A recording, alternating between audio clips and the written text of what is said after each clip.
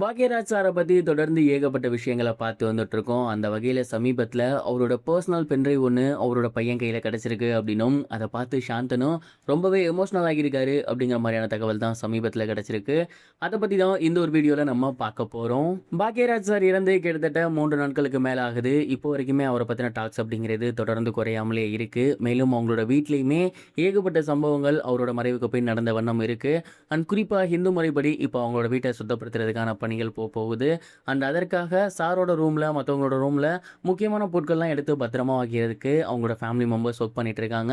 அப்படி பாக்யராஜ் சாரோட ரூமை சாந்தனு அவர்கள் சுத்தப்படுத்தும் போது அதுல இருந்த முக்கியமான பொருளா பாக்யராஜ் சாரோட பென்ட்ரைவ் ஒன்று கிடைச்சிருக்கு. அந்த ஒரு பென்ட்ரைவ்ல ஏதாவது முக்கியமான விஷயம் இருக்க போகுது அப்படின்னு சாந்தனு அவர்கள் அந்த பென்ட்ரைவை அவரோட பர்சனல் லேப்டாப்ல போட்டு பார்த்துருக்காரு. அண்ட் அப்படி பார்க்கும்போது அதுல ஏகப்பட்ட முக்கியமான விஷயங்கள் இருந்திருக்கு.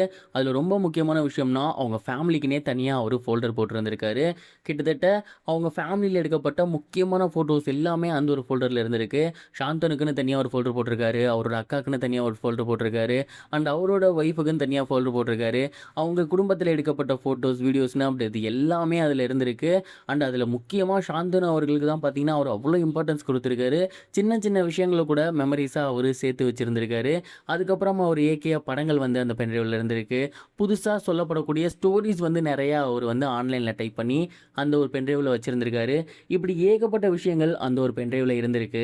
சாந்தனு அவர்களோட ஃபோல்டரை ஓப்பன் பண்ணி பார்க்கும்போது சாந்தனு குழந்தையா இருந்ததுலேருந்து இப்போ இருக்க வரைக்குமான ஃபோட்டோஸ் எல்லாத்தையுமே அவர் பத்திரமா எடுத்து வச்சிருந்திருக்காரு.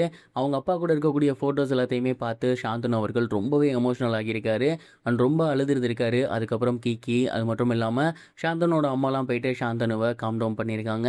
அண்ட் இந்த ஒரு செய்தி தான் சமீபத்தில் வெளியாகி எல்லோருக்கும் மிகப்பெரிய ஒரு எமோஷனலை கிரியேட் பண்ணியிருக்கு.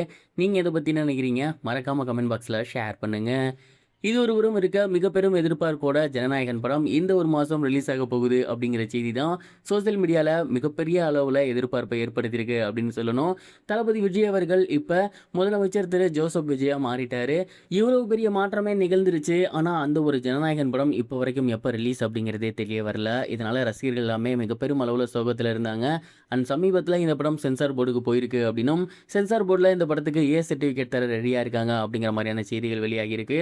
ஸோ அஃபிஷியலாக இந்த படத்தோட அனௌன்ஸ்மெண்ட் இந்த மாதம் வரும் அப்படிங்கிற மாதிரி சொல்லியிருக்காங்க.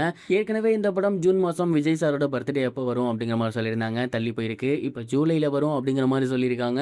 இந்த ஒரு தடவையாவது படம் வந்து கரெக்டாக ரிலீஸ் ஆச்சுன்னா ரொம்பவே நல்லாயிருக்கும். தளபதி விஜய் அவர்களோட கடைசி படமாக இந்த படம் தான் இருக்க போகுது. ரசிகர்கள் ஆசைப்பட்ட மாதிரி முதலமைச்சர் விஜய் அப்படின்னு தான் டைட்டில் கார்டு இருக்கும். அதை தான் ரசிகர்களும் எதிர்பார்க்குறாங்க. அண்ட் இந்த மாதம் படம் ரிலீஸ் ஆனால் ரொம்பவே சூப்பராக இருக்கும் நான் நினைக்கிறேன். நீங்கள் என்ன நினைக்கிறீங்க? இதையும் கமெண்ட் பாக்ஸில் ஷேர் பண்ணுங்கள். இது வரைக்கும் கனெக்டிங் டிவிக்கு சப்ஸ்கிரைப் பண்ணனா மறக்காமல் சப்ஸ்கிரைப் பண்ணிக்கங்க.